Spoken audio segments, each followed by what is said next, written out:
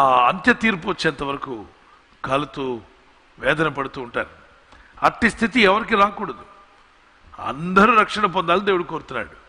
అందరూ అంతటా మారు మనసు పొంది రక్షణ పొందాలని దేవుడు కోరుచున్నాడు.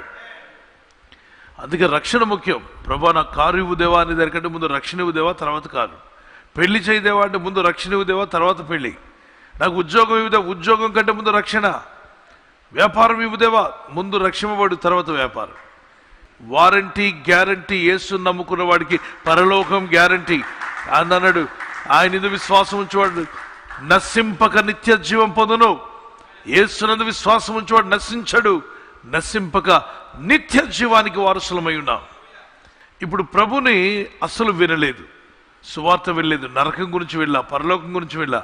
తనకు తెలిసిన భక్తిలో ఎవరినో ఆరాధించుకున్నాడు.